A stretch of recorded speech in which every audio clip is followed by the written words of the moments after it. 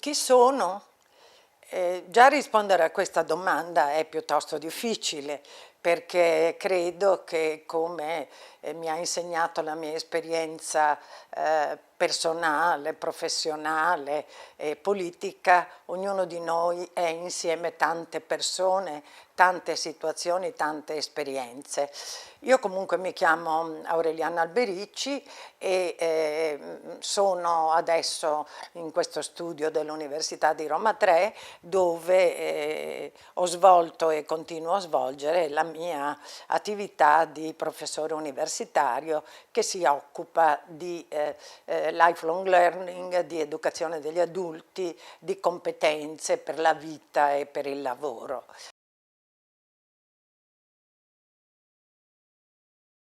Ho vissuto, studiato e ho cominciato a svolgere la mia attività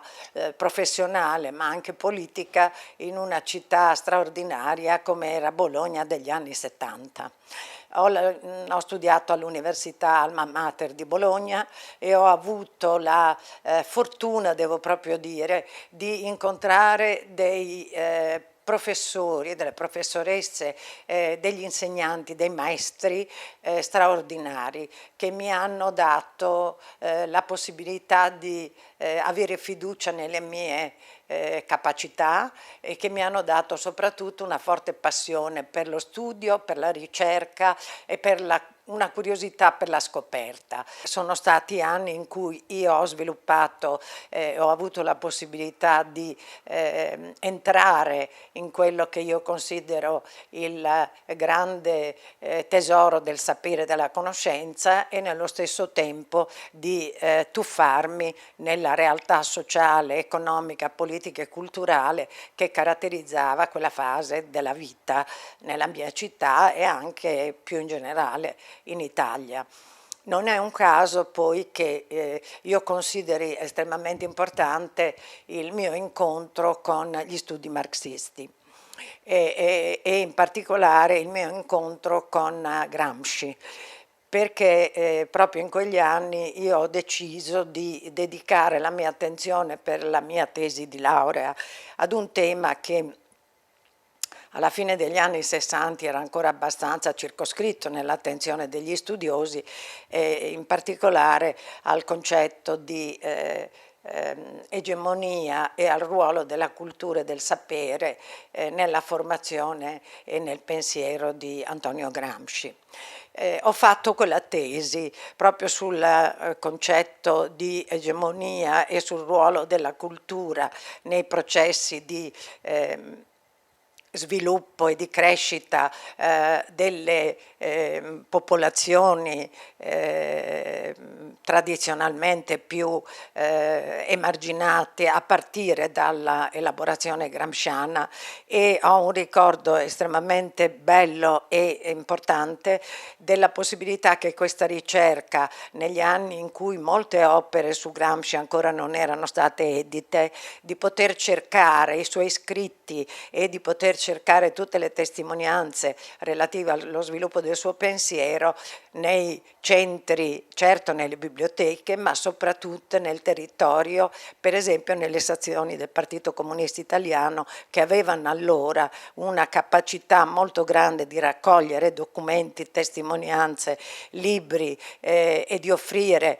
una potenzialità di formazione che oggi è molto lontana dalla realtà di quello che vediamo per ciò che riguarda la storia dei partiti. Ma non voglio fermarmi solo su questo aspetto. Da questa esperienza di formazione nasce anche il mio rapporto con la città. Io sono dal 1974 al 1983 assessore all'istruzione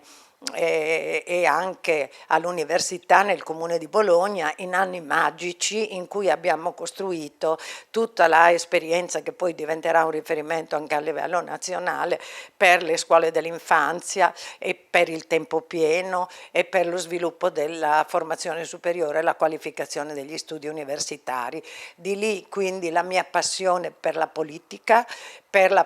intesa come possibilità di fare delle cose che servono al bene comune, e la mia passione e la mia attenzione a ciò che si deve fare in politica e dal punto di vista culturale e professionale per favorire i processi di emancipazione e liberazione per ciò che riguarda le donne in una società che ha sempre, non sempre premiato le categorie, i ceti più deboli e che molto spesso ha cercato di emarginare per esempio quello che è l'altra metà della luna, cioè le donne, il mondo delle donne. Questa è una delle altre mie passioni, lavorare per sviluppare le condizioni di civiltà del paese, sia dal punto di vista politico, quando ho fatto l'esperienza di parlamentare, sono stata senatrice della Repubblica Italiana per 9 anni, dal 1987 al 1996 e in quel caso ho promosso molte leggi per sviluppare il processo di liberazione e di emancipazione femminile e per lavorare in sostegno della valorizzazione della diversità. Ancora oggi ci sarebbe veramente molto bisogno di operare su questo fronte perché credo che i percorsi di discriminazione di genere siano ancora fortissimi, sia dal punto di vista delle professioni, sia dal punto di vista della rappresentanza politica, sia dal punto di vista della carriera, per esempio sul piano anche della ricerca e dell'università. Se andiamo a vedere, pochissimi sono le rettrici, sono tutti rettori. Se andiamo a vedere, pochissimi sono i responsabili donna dei centri di ricerca e credo che queste siano delle cose che danneggiano complessivamente la qualità e lo sviluppo del nostro Paese.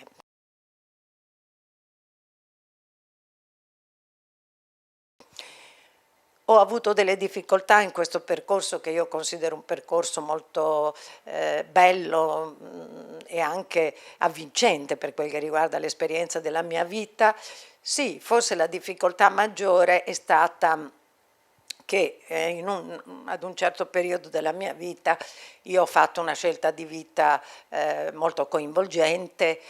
come molte donne mi sono sposata, ma ho sposato un uomo molto esposto dal punto di vista politico perché era il segretario del Partito Comunista Italiano ed è stato l'uomo che ha fatto la svolta della Bolognina e che ha provocato sicuramente dal punto di vista storico un cambiamento di questo paese, ma che ha processi che hanno coinvolto milioni di persone e che hanno avuto un effetto anche nella nostra vita privata, perché io che ho sempre avuto un riconoscimento politico per le mie capacità, le mie competenze, la mia abilità professionale, ho subito abbastanza il riflesso delle discriminazioni fatte a me nell'ambito della battaglia politica condotta contro mio marito. E devo aggiungere una cosa, che io non mi sono mai lamentata di questo e ho sempre considerato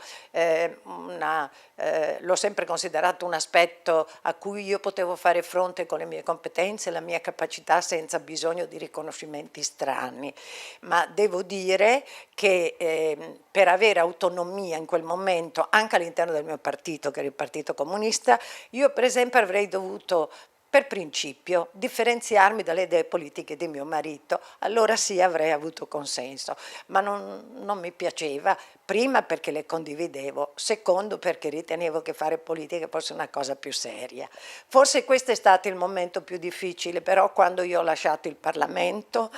sono tornata ai miei studi universitari perché io professore universitario ero prima e quindi lo sono ancora. Ho avuto uno spazio di fronte a me molto bello di lavoro con gli studenti, di ricerca e di studio, ho aperto un cammino di ricerca importante nell'università italiana su temi tradizionalmente poco affrontati come quelli dell'apprendimento degli adulti e della possibilità attraverso il lifelong learning di dare spazi nuovi di autonomia e di emancipazione a ceti anche sociali tradizionalmente esterni ai percorsi di formazione. Mi sono sviluppata e ho approfondito le mie competenze professionali. Oggi sono molto soddisfatta del lavoro che ho fatto e sono grata ai miei studenti, ai miei collaboratori e devo dire che quando penso agli aspetti più interessanti della mia vita e della mia carriera, credo di poter dire che anche lo sguardo